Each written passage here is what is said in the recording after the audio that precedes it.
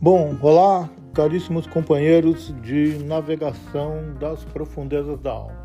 Estamos aqui novamente, essa dupla dinâmica, Marcelo Francisco de Mello e Nelson Regini Júnior, e dessa vez a gente tem um assunto que a gente percebeu que já está na hora de falar um pouco mais, já temos estofo para falar, que é o famoso recalque ou recalcamento. É uma experiência, cada vez mais a gente está falando de coisas que são termos que, apesar da psicanálise se aproveitar de vários termos da cultura para poder fazer um arsenal de conceitos, a gente está cada vez mais aprofundando em termos e conceitos propriamente psicanalíticos. O recalque não é usado em qualquer lugar. O recalque do modo, como é que eu vou dizer, Marcelo, do senso comum, ele é usado totalmente fora da condição técnica da psicanálise. Por exemplo, o sujeito é um recalcado. Não, todos nós somos recalcados. Que a gente não conseguia bater um pênalti, porque a gente era melhor em basquete e não em vôlei. Não é nada disso que a psicanálise quer dizer. O que a psicanálise quer dizer é que existe uma operação psíquica de natureza defensiva e protetora que permanece em atividade durante toda a vida, que se chama recalque, ou, se quiserem, recalcamento. O recalcamento tem uma qualidade, né, de ser uma palavra que dá a impressão de uma força aplicada constantemente. É melhor. O recalque pode dar a impressão de que recalcou, tampou. O recalcamento dá a ideia de uma força constantemente mantendo longe da consciência conteúdos perigosos, inconfessáveis, proibidos, que vão aparecendo não só da infância, mas ao longo da nossa vida. E aí a gente eu prefiro pelo menos, não sei como é que está o Marcelo, se referir ao recalcamento como uma força ativa e constante no psiquismo. Para a gente falar um pouquinho sobre o que vem a ser o recalcamento. O que você acha, Marcelo? Estamos indo bem? Olá, pessoal, tudo bem? Oi, Nelson. Nelson, gostou do queijo? Adorei. Tá bom. O esquinho tá gostoso? Maravilhoso. Então tá tudo ok. Recalcamento, né? Bom, eu como sou o chato que sempre convida a darmos um passo atrás. Boa. A gente, acho que vale dizer aqui, uma ideia, claro, né? Uma ideia bem banal, mas que merece ficar explícito, né?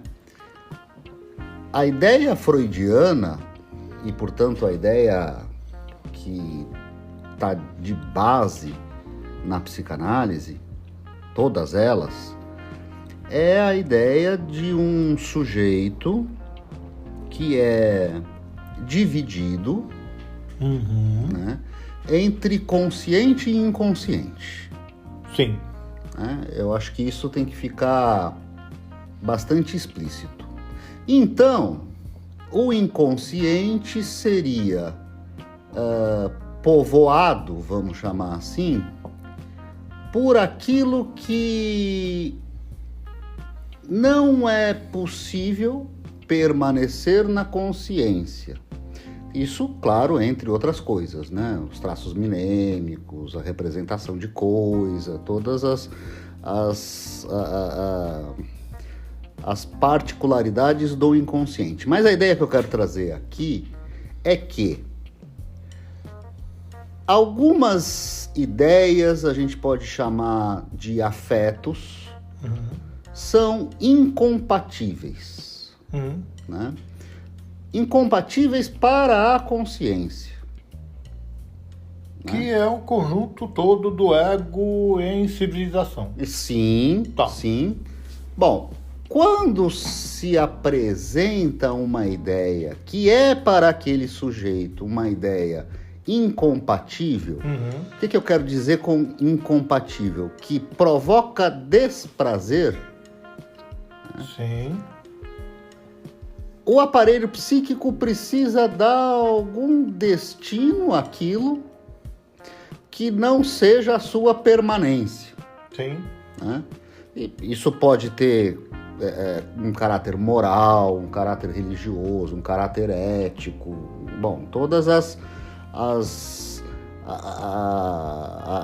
construções superegóicas, né? E que é importante dizer que não precisa ser cobrado pelos outros, né? Não, pode ser cobrado por si. O próprio indivíduo e normalmente é cobrado por si mesmo. Sim. Bom, aí existe uma particularidade do aparelho psíquico que vai operar essa situação, vamos chamar assim, né? Então a gente tem um afeto, e este afeto ele é sempre ligado ou correlacionado a uma cena, não é isso? Uma ideia, posso? Pode. Cena barra ideia? Pode. Tá. Pode. Boa, é melhor. Então, quando esta ideia que produz um afeto e este afeto é incompatível, o aparelho psíquico opera segundo algumas determinações. Bom, o recalque é uma delas. O recalque é uma delas. Tá. Como isso se dá? Né? Bom, eu acho que eu estou falando muito, deixar você falar um pouquinho. Não, tá ótimo, estou te acompanhando. Sobre essa ideia do tempo segundo que estipula um tempo primeiro. Entende o que eu estou dizendo? Acho que sim. Tenta melhorar isso. Vamos lá. Existe um impulso que pode ser chamado de pulsão, porque para o ser humano não existe mais um impulso puramente animalesco de sobrevivência. Então o impulso, para nós na psicanálise, é a pulsão. Essa pulsão é ligada à ideia. E essa pulsão sempre é suportada por um afeto. Então você tem sempre esse mix aí em ação. Qualquer uma dessas três, e eu não estou querendo ser aqui muito técnico, voltar aos textos de origem do Freud, não, estamos conversando. As pessoas que tiverem algumas perguntas, por favor, nos provoquem. Esse mix aí de três coisas que a gente está inventando agora, que é o próprio ato, o afeto, o impulso, cada um deles pode ser objeto de um incômodo. Diz que você está falando de alguma coisa que não pode conviver com o consciente. Tá, ok, isso sim, mas eu estava pensando, antes da gente entrar nisso, por exemplo, uma criança sofre um abuso sexual. Tá. Esse abuso, este afeto ligado ao abuso, ele só vai ser possível de recalque num momento posterior, onde há a compreensão de que aquilo foi um abuso. Excelente exemplo. E isso pode se passar anos depois. Exatamente. Então é necessário uma tomada de consciência a posteriori que ressignifica uma cena anterior e a coloca como uma cena traumática. Isso. E então você tem aí as três coisas que eu expliquei muito mal. Você tem o ato em si. Você tem o afeto que momentaneamente suporta o ato. E você tem depois a elaboração desse ato, que já pode modificar o afeto com... Eu não sei se uma elaboração ainda, mas uma compreensão... Uma compreensão. uma comparação, pelo daquilo menos. que aconteceu. Uma comparação, pelo menos. Uma comparação, pelo menos. Com o resto, sim. A partir de um momento onde aquele sujeito passou a ter condições de redefinir aquele momento anterior como uma cena traumática. Isso. E que os alquimistas me perdoem. Nessa hora, o afeto envolvido, que anteriormente parecia tudo normal, se transmuda em merda e isso gera o trauma, nesse segundo momento. Isso. Tá. Posto isso, o que o aparelho psíquico faz com isso que eu chamei de cena, né? Essa cena ligada a um afeto. Ressignifica toda a cena. Então, nem sempre. Por quê? Isso no melhor dos casos. Sim. Isso é possível a partir de um reencontrar com a cena. Mas a primeira maneira, né, a maneira defensiva... É sempre aturdida. Ela... O que o aparelho psíquico faz? Ele separa, né? Ele cinge. Ele separa a cena, né, do afeto ligado à cena. Então, aí ele vai trabalhar com duas coisas. Com a cena e com o afeto. Sim. E aí isso difere, né, no campo das neuroses, claro. Sim. Difere a maneira como se vai lidar com isso são diferentes de acordo com a neurose. Inclusive vão acabar dando traços que fazem com que nós, psicanalistas, reconheçamos uma estrutura predominantemente neurótica, obsessiva, ou predominantemente neurótica histérica. Concorda? Concordo, tá. Concordo. Pelas diferenças com que essas estruturas se defendem da angústia, no primeiro momento, Sim. da angústia provocada por este afeto incompatível. Certo. Né? Bom, aí o que acontece, né? O recalque é a maneira com que o psiquismo tira isso da frente neuroticamente e mantém isso nas profundezas do inconsciente. Isso, tanto do modo histérico quanto do modo obsessivo. Ok. Aí existem algumas diferenças. Isso não é repressão, propriamente dito, né? Não, isso não é repressão. O recalque é diferente de repressão. É totalmente diferente. Então existe uma tradução de Freud, pelo menos uma, que transforma recalque e depressão em sinônimos, e eles não são. Não são. A repressão tem mais um ato da vontade, né? Me parece assim. Tem mais uma ação...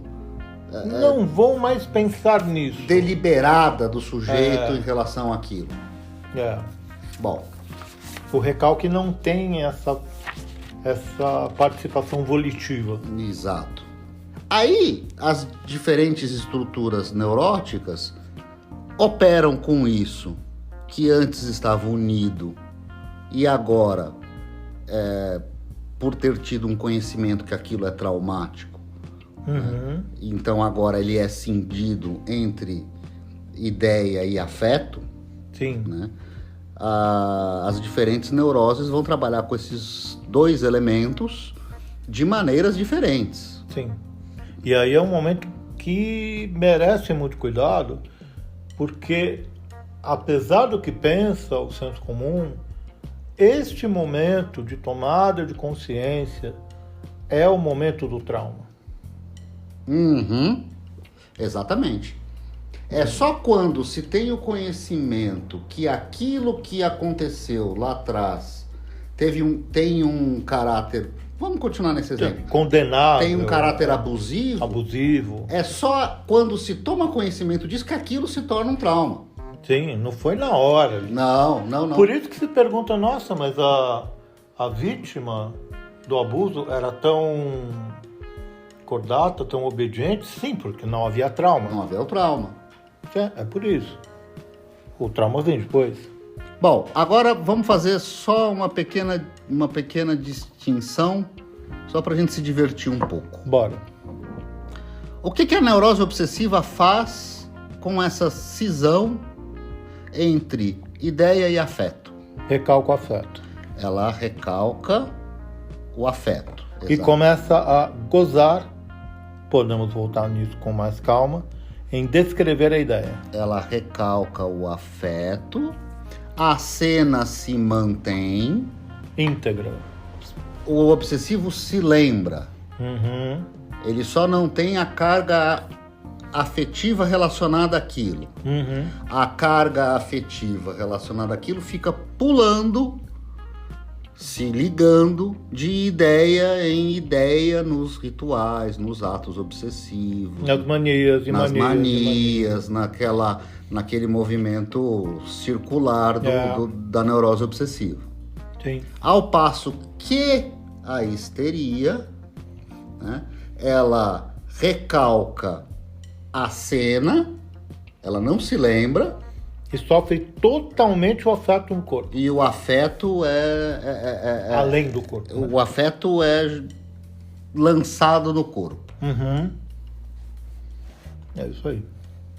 Causado pela angústia que o sujeito se depara em relação àquilo que se tornou traumático.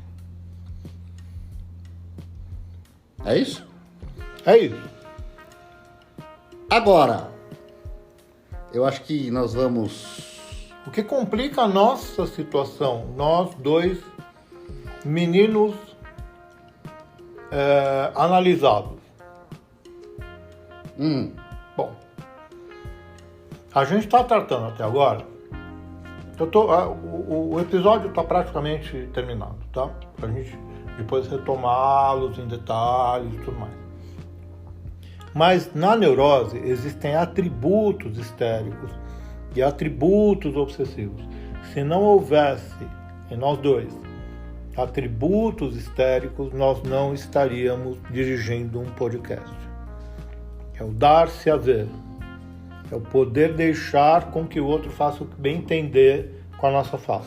Se não houvesse atributos obsessivos, nós não prepararíamos nenhum episódio, ia tudo no improviso. Então nós temos os dois atributos ao nosso serviço, porque a gente faz muita análise. Eu preparo o episódio com um queijinho, uma cervejinha, um esquinho. Não, tudo bem, não precisa... Essa é a minha preparação. Tá, não precisa dar a fórmula mágica, mas acontece que nós estamos conversando, hoje é uma sexta-feira.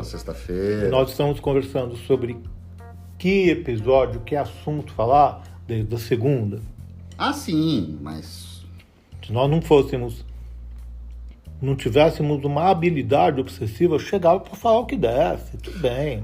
Você tá abrindo uma coisa que está me distanciando do que eu queria falar, mas eu vou tentar dizer as duas. Você está abrindo o caminho para a ideia de que obsessividade é diferente de neurose obsessiva. Isso, boa. E histericização é diferente da histeria. De histeria. Isso. Né? São coisas que Que talvez... eu estou deixando aqui no ar para a gente retomar. Que talvez mereça para frente uma outra conversa, né? E que nesses momentos que a gente está voltando agora, os nossos momentos mais adoentadores, agressivos à estrutura psíquica, onde você tem, por exemplo, o encarceramento de um menor, você tem... Lembra aquelas histórias da menina que ficava sendo objeto de uso sexual de um cara que mantinha ela num bunker durante muitos anos? Bom, tudo bem. Foi nisso que eu estava pensando quando a gente dizia, bom, como é que a pessoa não se tornou histérica e tudo mais durante o abuso? Porque ela só vai se dar conta da gravidade da coisa quando ela sair daquele abrigo.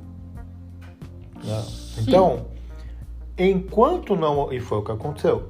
Então, enquanto não houvesse algum termo de comparação vindo do outro, da cultura, a própria histeria, como nós conhecemos, ela não se instaura, nem por bem nem por mal. Nem como atributo, nem como sintoma. Fica uma coisa meio escravizada mesmo. Totalmente, aí sim, reprimida. E nunca recalcada. É que tem uma coisa que é muito difícil da gente pensar, né? E é até delicado, que é também o prazer que se sente, mesmo que a relação seja uma relação de abuso. Que é aquela história velhíssima de Freud, em Freud, cada vez mais ortodoxo, da menina que volta na pastelaria. Uhum. Né? Então você não pode dizer que a menina que volta na pastelaria, que os homens olharam para ela de modo...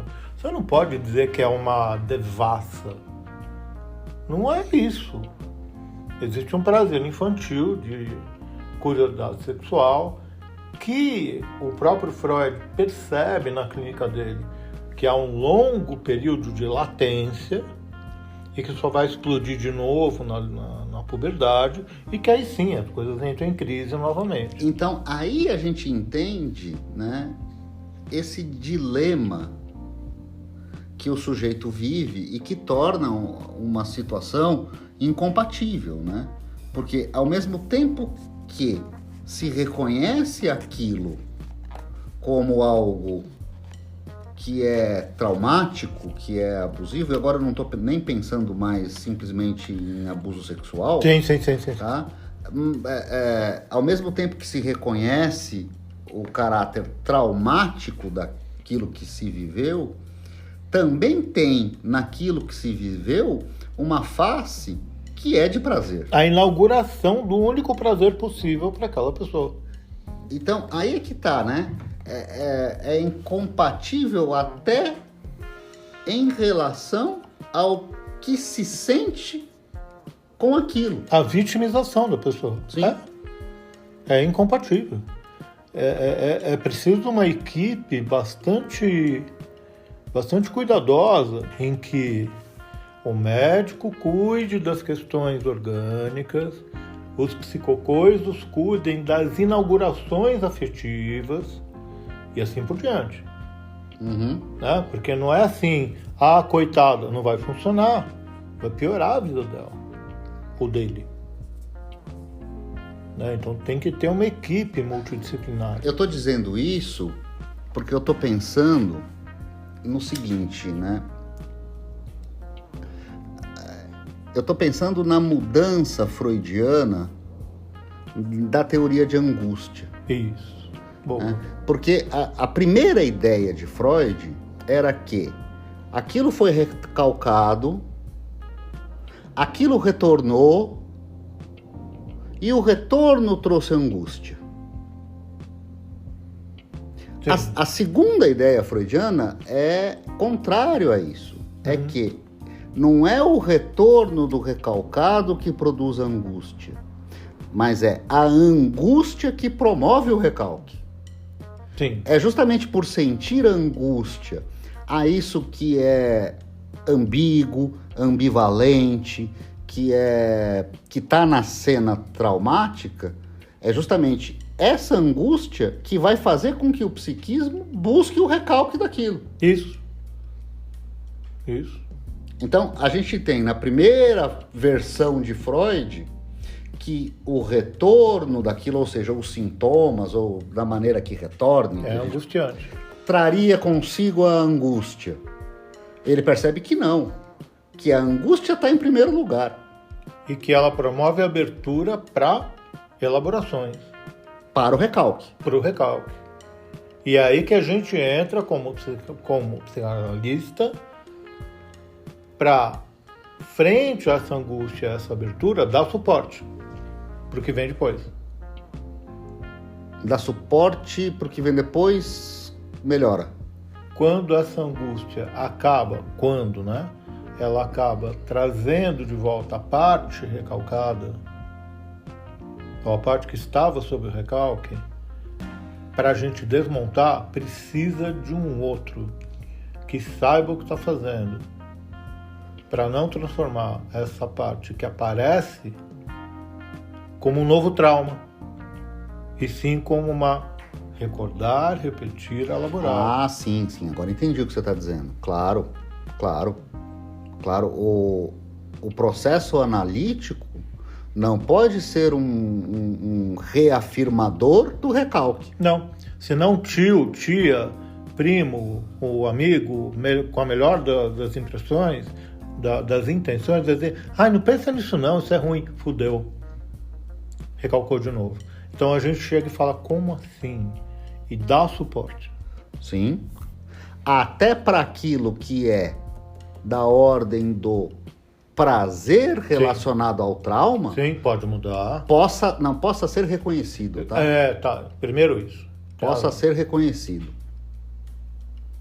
Para daí, então, se trabalhar com os efeitos disso. E a pessoa até mesmo transformar num ato de escolha dela, consentida com o outro.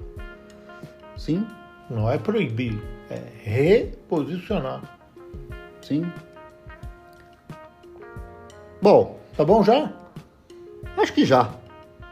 Eu acho que já, para a gente deixar em aberto, né? Já que nós falamos de recalque um pouquinho, a gente falar um pouquinho, claro que no próximo, sobre, e eu estou dizendo isso porque você mencionou, né? Sobre pulsão e os destinos da pulsão. Tá. Eu só queria, agora me veio à mente, antes de interromper essa conversa, primeiro que a gente abriu aqui uma teia, né? Precisamos escolher depois por onde que a gente vai. A gente abriu uma série de assuntos. Mas eu não queria deixar de falar do recalque sem reforçar algo que eu disse no começo, que o recalque, ele não é uma barra que está lá fazendo, como se diz, obstáculo. Não. Ele é uma força de recalcamento constante. Eu tô lembrando agora, e eu acho que é isso que você está querendo dizer, você disse em outros episódios, que o inconsciente não está lá para ser descoberto. Isso, que bom você lembrou. Isso, né? Ele está acontecendo. Está acontecendo. O recalque também. Tá tudo num caldeirão. É tudo muito fluido. Tá tudo num caldeirão fervendo ali, né? É o caldeirão. E é até bom que a suspensão do recalque que permita o retorno do recalcado seja feita numa sessão de análise, porque a gente trata disso. Porque se for feito em outro ambiente, produz sofrimento. Sim. Então o nosso... A velha história que a gente falou que durou muito pouco tempo de tornar consciente o inconsciente... Não rola. Não rola, porque ela tem que ser feita com muito cuidado. Mas eu entendo você... Olha, nós já estamos nos estendendo, mas eu acho que vale, né? A análise traz sofrimento. E muito trabalho. A análise traz sofrimento. Não é porque tem um analista que... dizer do recalcado, encontrar o recalcado, manifestar o recalcado, não vai trazer consigo dores. Claro que vai. O que eu mais reconheço nas pessoas saindo dos nossos consultórios é o melhor sentimento, alívio. Mas sim, a maioria sai xingando. Sim ou não? Que filha da puta que ele falou e não dá pra dizer não. É isso aí. Bom, Nelson. Próxima. Ótimo encontro, obrigado de novo. Gente, até a próxima. Continuem nos seguindo, continuem comentando, porque para nós está sendo um prazer conversar de novo, eu e Marcelo, sobre esses assuntos, mas agora com a presença de vocês, que para nós não deixa de ser um enigma, né?